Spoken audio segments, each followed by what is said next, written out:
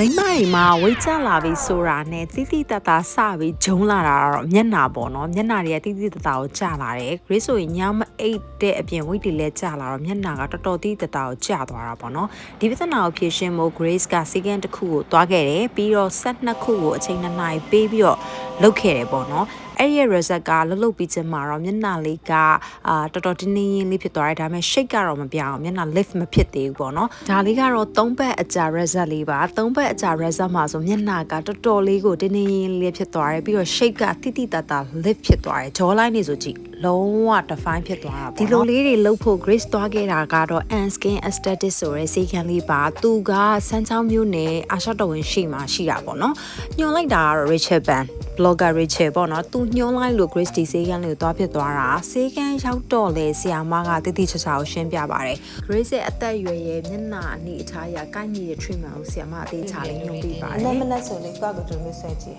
ငါအဲ့လိုတင်နေလားဟုတ်တယ်စမအဲ့နာလား သူကလေတမိုင်းနဲ့တတ်ပါတဲ့ချက်တော့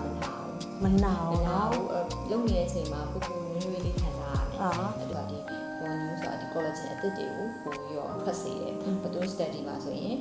ဒီပုံနဲ့ဆိုရင်ဒါလုတ်ပြီးတုံးဖက်မှာဒီ collagen ကိုဒီမှာဒီလောက်ထိတက်လာတယ်ဒီကနေပြီးဒီတက်လာတယ်ဒီ bacteria က lifting ဖြစ်တဲ့ bacteria ပေါ့အပေါ်ညနာပုံပြီး lifting ဖြစ်သွားတယ် Okay အဲ့ဒါဆိုရင် Grace ရဲ့အခုက make it ရုံဖြတ်ရမယ် make it ဖြစ်ပြီးလို့ရှိရင်ထုံးစည်းလိမ့်ရမယ်ပေါ့နော်သူကအဓိက RF ကနာလို့တော့မဟုတ်ဘူးရှိမှဒီ high flow ရမယ်ဆိုတော့ခါကြတော့ high flow ကတော့ပုံမှန်ထုံးစည်းလို့ရပေါ့နော်ဆိုတော့ထုံးစည်းလေးလိမ့်မယ်လိမ့်ပြီးရင် high flow ပြီးရင် RF လုပ်မယ်ပေါ့နော်ဒီ element set လေးက volume လို့ခေါ်တာပေါ့နော်ဒီမှာကတော့ volume လို့ခေါ်ပေမဲ့ဒီ Bangkok တို့တခြား Korea မှာဆို perform လို့သူကခေါ်တယ်အဓိကဒီ set ကဒီ ultrasonic ပေါ့နော် ultrasonic technique ကိုသုံးပြီးလုပ်တာဖြစ်တဲ့အတွက်နားရိုင်းလည်းမရှိဘူးတစ်ထည့်မှာ water system ဆင်းမလည်းရှင်းပြပါတယ်ပေါ့နော်အဲ့ဒါမျိုးလေးပါတဲ့အခါဖြစ်တဲ့အတွက်ကိုပူတဲ့ဆိုတဲ့ခံစားချက်ကလေးကိုဖြောက်ပေးနိုင်တယ်ပေါ့နော် Grace treatment လေးမစခင်ထုံးစည်းလိမ့်ရတယ်ထုံစည်းကတော့ပုံမှန်အတိုင်းပဲနိုင်ဝက်45မိနစ်လောက်ပေါ့နော်အားလုံးပြီးတော့ဆရာမကသူနေရာလေးလိုက်ပြီးတော့မှတ်တယ်ဒါလေးကတော့ထူးထူးခြားခြားလှုပ်ဖို့တမျှ treatment အားလုံးနဲ့မှာတစ်ခါမှမတက်ဘူးသေးတော့ပစ္စည်းပေါ့နော်သူက RF အတွက်တက်ရတယ်လို့ပြောပါတယ်ဆရာမကတော့တက်ပြီးတော့ Grace Story high food စဖြစ်တယ်ပြီးတာနဲ့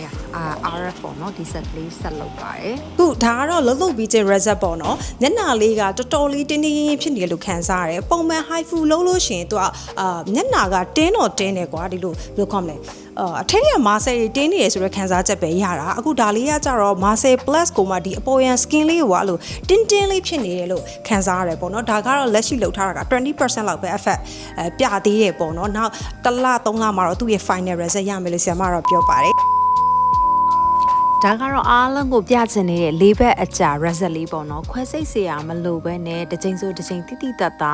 မျက်နှာလေးက V shape လေးလဲပေါ်သွားတယ်ဘေးကအေးကြနေရလဲချက်ကတ်သွားတယ်ပေါ့နော် Grace လို့တက်လက်ပိုင်အမျိုးသမီးရေတစ်ချိန်ဆိုတစ်ချိန်ထိထိမိမိ treatment လေးလုပ်ချင်တယ်ဆိုဒါလေးကိုတော့အလုံးဝ highly recommend လုပ်ချင်ပါတယ်ရှင်